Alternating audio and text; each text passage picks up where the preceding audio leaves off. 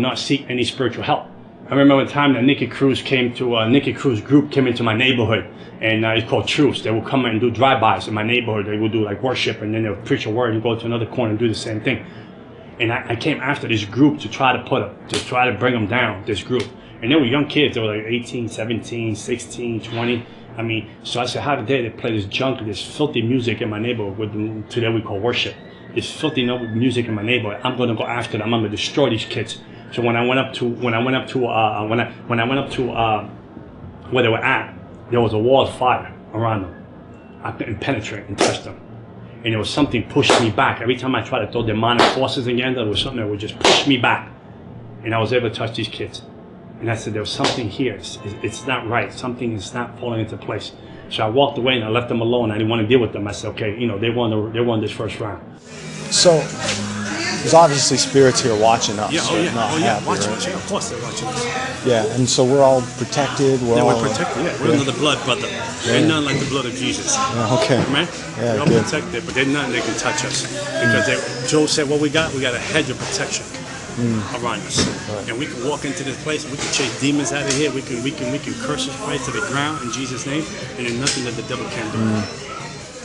I mean, I had so much money, beautiful cars, beautiful woman. I had it all. I lived in the world that people, my neighborhood, they were terrified who I was.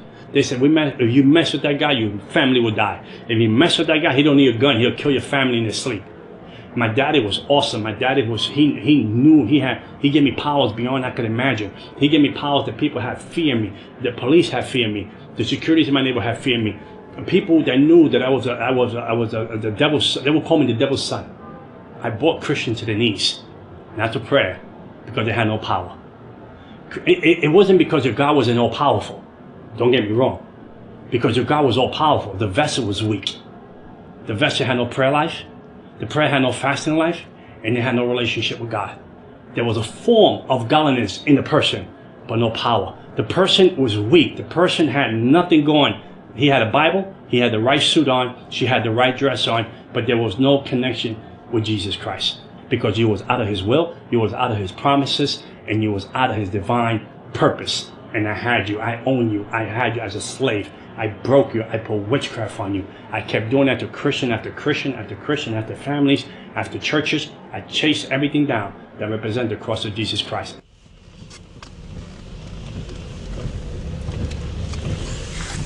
Very demonic place. So that place has an effect on the whole neighborhood, you're saying? Oh yeah, of course. Oh, that just had this whole region on lockdown. That's the devil's throne. We just went into the devil's throne. That throne been there since the 80s.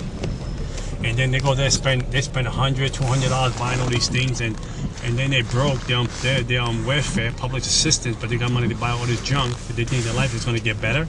They think that their life is going to improve. They think that they're going to make progress in life. They think that they're going to break generational curses. They think they're going to break, vex spells, voodoo. They think they're going to break all that. And basically, God said, I'll do it for you for free. Just give your life to me, and I'll set you free. But they don't want that. That's too difficult for them. That's too complicated for them. But they can walk into a place like this and drop $200 to think that their life is going to be free, and they're going to live a life in abundance. I had contact with the principality that runs Haiti. His name is Candelo. I had contact with him. I had contact with demons in Miami. I had contact with demons in Africa. I had contact with demons here in New York City, principalities that run the crossroads of the world, here on 42nd Street. Okay, there's a different principality that run the crossroads of the world here on 42nd Street than the ones that try to run here in this neighborhood. I didn't have a conscience. I remember I did witchcraft to my brother and I put him in jail for 5 years. The witchcraft I did to my own brother, my own flesh and blood. I did witchcraft to him. I put him in jail for 5 years. My other brother, there was a warlock. He came into my house one time with an attitude, and the demon jumped on him. And he ran out the house. He couldn't hold the pain in his stomach. My mother can bear witness to that. I did so much ceremonies in my body. I did so much ceremonies in my body. The last ceremony I did was not only sell my soul to the devil. I did a ceremony that I had to swallow animal blood and gunpowder. It was called Sansi. Sansi is a ceremony of Haitian and French that you do the ceremony with a demon. So when I go to people's houses and eat, they can't put witchcraft on the food. I did that kind. I did all the ceremonies you can do. I knew I would go to demon church. And every year we would have a meeting, a secret meeting. All the high witches and warlock would have this meeting to find out what principality we were going to usher out and bring in to run the region. We were more organized than the church itself. The kingdom of darkness was more organized than the Church of Jesus Christ. We knew how to do ceremonies. We knew how to do things before the year was over to prepare ourselves for the next year. When Christians couldn't go to church and pray for 1 hour. When Christians could go to church and have a consistent relationship with God.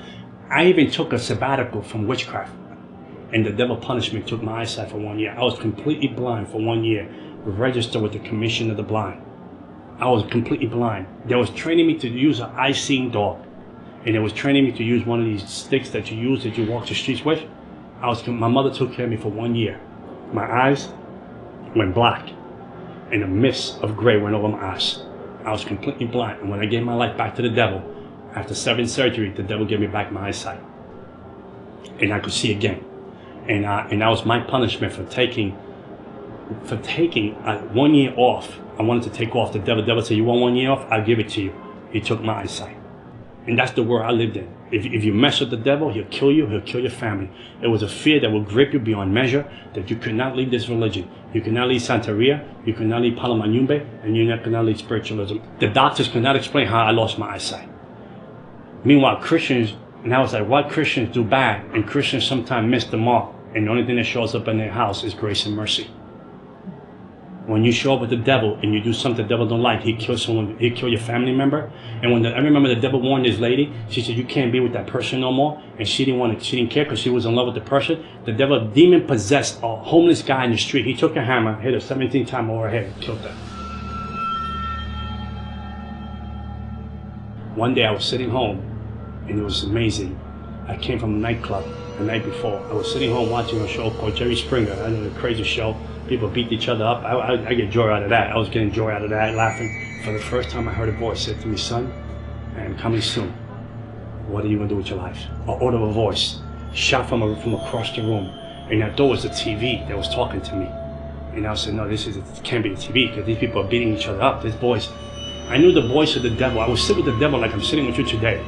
And he would come into human form. He will come in the room. He'll come in sometime. The presence of him will come into the room. The atmosphere changes. And I know he would sit with me and he would talk into my conscience and we would talk back and talk all night long. I knew that too.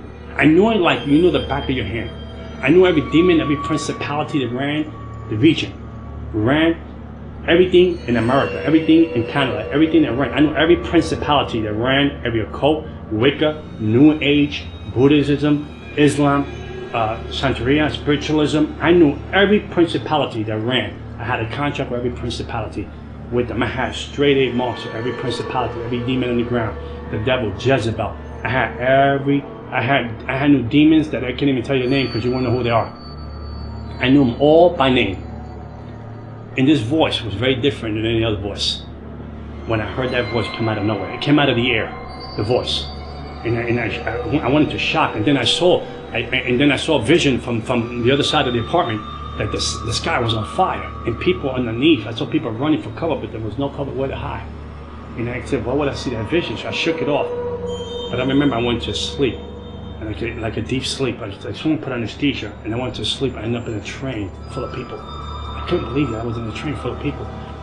And this train was going faster than you can ever imagine. I'd never been on something this fast on earth. And it went into hell. And Jesus Christ took me to hell. And when I got to hell, the doors opened. I mean, there was a slam in the doors. There was an unspeakable echo. The doors opened. And there was heat that came out of nowhere. It felt like you were going to suffocate, the heat that came out. And I got out the train, and the people in the train, they had no faces.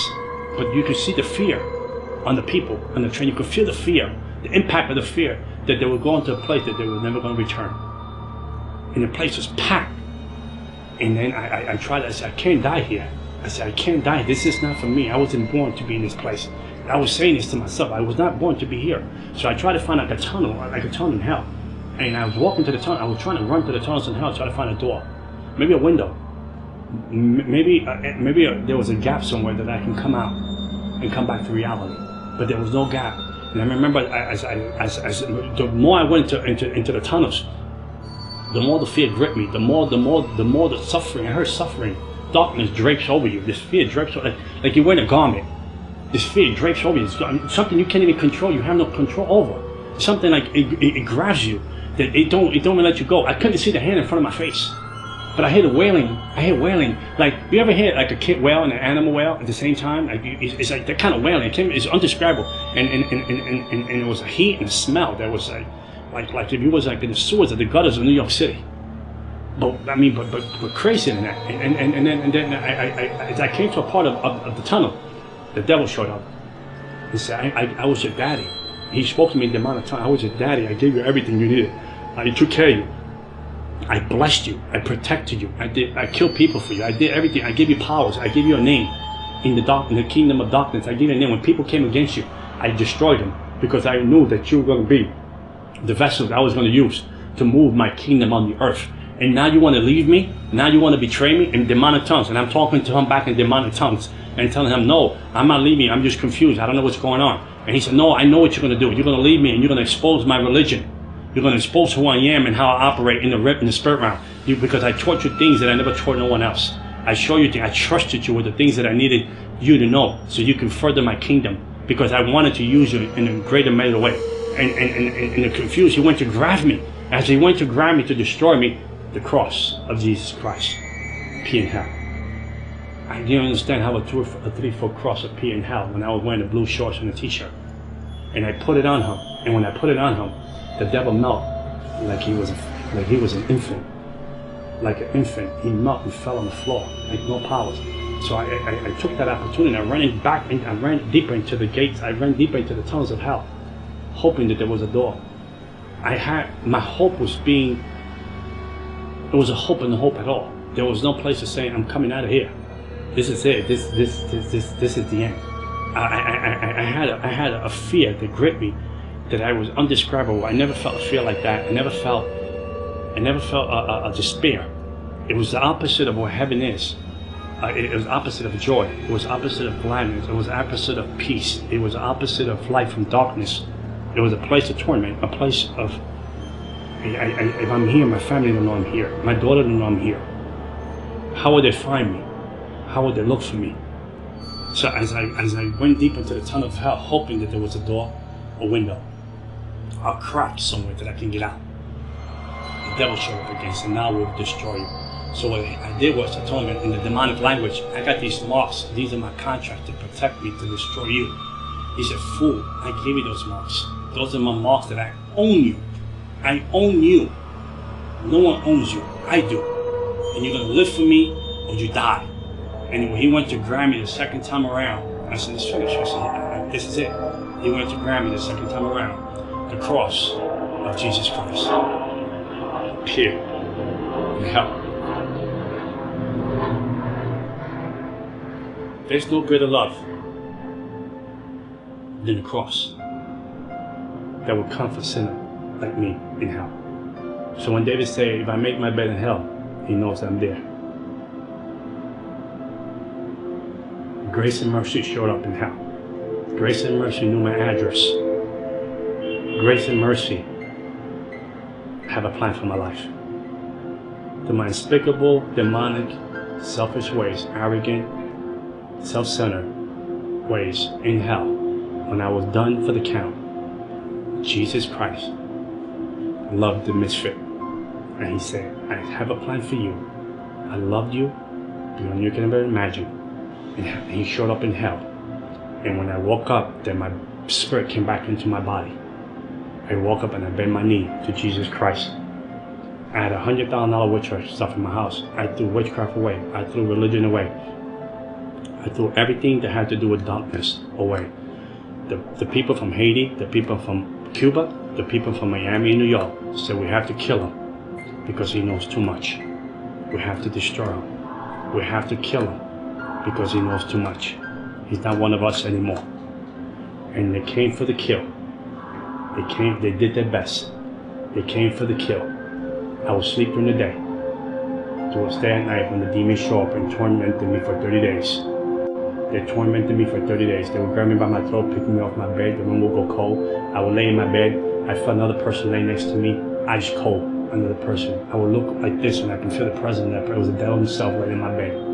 30 days, on and off, tormenting, torture, try to steal my mind, try to rip my soul out of my body, try to rip my spirit out of my body. I would tremble at night, like never trembled before, 30 days, and I would cry out. I didn't know how to pray. I said, Jesus, Jesus, Jesus.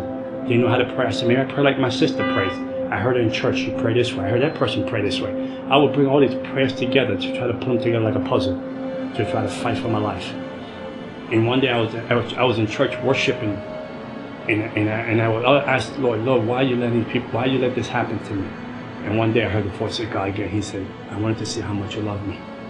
And he said, I wanted to see how much you trust me. And never again, I was tormented by the devil. And I became an evangelist for Jesus Christ. 14 years serving the Lord, and I will never trade it for nothing in the world. And I know that in somewhere in Hallelujah Boulevard, there is a mansion for John Ramirez. And one day it says, welcome home, well done, faithful servant. And I tell you, there's nothing. And I'm not talking about Christianity. I'm talking about relationship with Jesus Christ. He is my Lord and Savior. He is my beginning and end. No weapon formed against me will ever prosper. I died when Jesus said I go home. Not because of a witch, not because of a person, not because of heck, voodoo, vex, incantation, none of that can separate me from the love of God. $100,000 of witchcraft, selling my soul, marks here, marks here, marks here. But the biggest mark is here. It is the love that I have for the cross. And nothing like the cross of Jesus Christ. And I tell you this, and I end with this. I was cursed, I became blessed, because the one that was blessed became cursed for me. And I switched daddies. And my daddy sits in the universe. And he loves me beyond I could imagine. And that love now I can give to my daughter. And my daughter today, she's a born-again Christian, graduate from college, psychology major. And I know that God's going to use her in a greater way. Because the baton that I have, I will pass to her. The right baton this time. And I know she'll do a greater exploit than her daddy. And before I leave the earth, people will know that John Ramirez was here because he served Almighty God. Amen.